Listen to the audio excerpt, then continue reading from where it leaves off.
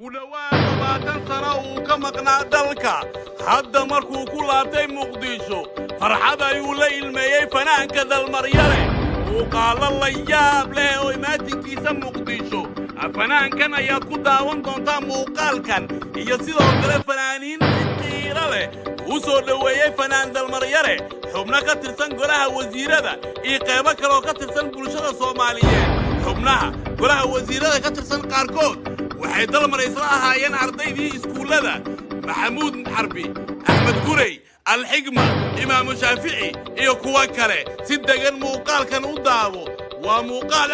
أقير بدن وأن إذا كسو قدبين دونا وربحينتان لما أنتين بموقال كان ليك تسارة سينا شرقري يا رب سبحانه وتعالى لما أنتين أمورها الله إنها إلهي أينو سالو فنان كدالمريرة وكم إذا فنانين تواوين سيدا وين نبرشة الصوماليات يوجعشهاي أيا 20 سنة كدب ما أنت wuxuu dib ugu naqday magaalada Muqdisho caasimad u ah Soomaaliya si diiran ayaa lagu soo dhaweeyay Muqdisho waxaana ka qayb galay soo dhaweyntiisa qaybo kala duwan oo ka tirsan bulshada Soomaaliyeed waxa kamid ah xubno kamid ah golaha wasiirada wasiir ku-xigeenka gaashaandhigga wuxuu sheegayaa dalmar inay ahaayeen arday isla markaana iskuulka ay ku wada qaateen Muqdisho fanaan dayaxdal nuurshe oo kamid ah fanaaniinta lagu jecel yahay Soomaaliya ayaa kamid ah dadka sida weyn u soo dhaweeyay dalmaryare aarka iyo kuwa kale oo aad u tiro badan haween dhalinyaro duqeey iyo qaybo kale oo bulshada ka tirsan ayaa si diiran garoonka ugu sugayay dalmaryare waxayna saakay aroortii hore ay aadeen garoonka diyaaradaha aadan cadde international airport ee Muqdisho si ay u soo dhaweeyaan fanaankan dalmaryare oo ku qaban doona showga qarnigan magaalada Muqdisho sanadka cusub waxaana tani ay keentay in qaybo kala duwan oo bulshada Soomaaliyeed ah ay ka qayb galaan soo dhaweyntiisa goobta dadka lagu arkayay waxa kamid ahaa gudoomiye ku-xigeenka immigrationka Soomaaliya Cabdilfataax Shaaweeye sidoo kale Cantooba iyo xubno kale oo aad u tiro badan oo kamid ah mas'uuliyiinta dawladda haweenka iyo waliba dhalinyarada soo dhaweysay dalmaryare dhammaantooda waxay wada qireen in dalmar uu yahay fanaan qaran bulshada Soomaaliyeedna si weyn ay u jeceshahay waxaana dadka halkaasi ka hadlay qaarkood ay sheegayeen dalmar inuu yahay fanaanka koowaad ee Soomaalida lagu jecel yahay waqtigan hasiga qudhiisa ayaa goobta ka hadlay wuxuuna u mahad celiyay dadkii soo dhaweeyay waxaana xilliga uu hadlayay dalmar ay ka muuqatay qiirad aad u weyn ee sida uu u jecel yahay soo naqashadiisa Muqdisho uu ku soo naqday muddo badan uu ku noolaa dalka Mareykanka dayaxdal nuurshe iyo waliba xubno kale oo halkaasi ka hadlay soo dhaweynta dalmar aan daawano وايا بسم الله الرحمن الرحيم runtii saxaafadda iyo dadweynaha ka soo qayb galay aad iyo aad ugu mahadsantihiin inaad waxa weeyaan soo dhaweysaan dalmar waxa weeyaan ninaan saaxiib qariib nahay soo wada nooleen waxa weeyaan bah waxbarasho ahayn bah wada fan ahayn waxa weeyaan 18 sano ka hor ayaa waxa weey isku kee dambeysay annagoo bah waxbarasho ah annagoo bah fan ah annagoo bah waxa weey comedian ah marka waa ku faraxsanahay mar labaad walaalkayga Sheekh Mukhtaar inuu waxa weeyaan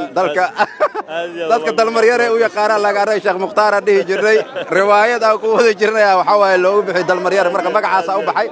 dalmaryare waa nin Soomaali ah marka intaas waxa weeyaan idinka filan uu idin la joogaa waa salaamay dhamaan Soomaaliyeed meel kasta joogaan walaalkay dalmar waxaan leeyahay marna fanaankii qiimaha badan ku soo dhawo magaalada Muqdisho sida looga jecel yahay waxa laga dareemayaa sida loo soo dhaweeyay intaan wadada waxay saaka hurdada ugu soo kaceen wadadan qorraxda u soo wada istaageen waxay tahay inay yihiin fanaankooda inay ku waadi salaam wahadlaas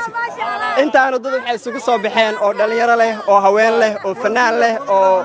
كاميرمان له أو تي في هر عالمي هر قرنبله السوق صباحين يوتيوبر كريبين قلودي سوشيال ميديا عنك كأهد دمان وحي السوق يمادن ودن وحي تاين ولا الكود المرسود ويان كنت شرف بيننا نوتاين ودن كا ما أنت ذلك دي بقصة نقطة وانسود وينه إن شاء الله شو جيسانا كسر ودقيق قلي دونا لما أنتي وانسلام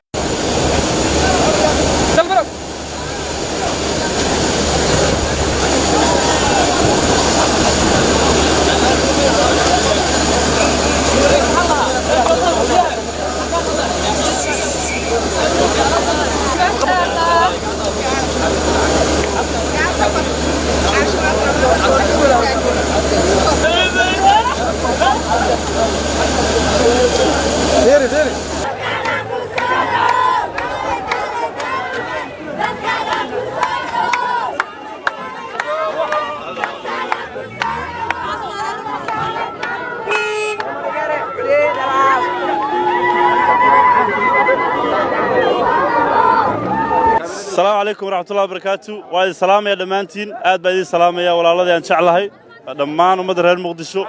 أنتين صوب بحذي أنتين لي صوب بحذي آد بعدي والسلام يا دمانتين كل جين وهذه جعلها أنت يجعشين كبرنا هذه جعلها هذه أن ده مقدسو ويسرد جوجنا سديد توصلنا أي يودن بيسي ما أنت صون قضي إلهي أمريكيس الحمد لله رب العالمين فرحت وين بيتهاي ما دريم كرو درين كيجا aad baan idinku wada mahadcelinaya dhammaantiin soo dhaweynta waxaan ka hadli kara ma ahan kulligiin dhammaantiin qabanqaabiyaasha inta soo qabanqaabisay inta isku xil saartay aad baad u mahadsantihiin Soomaaliya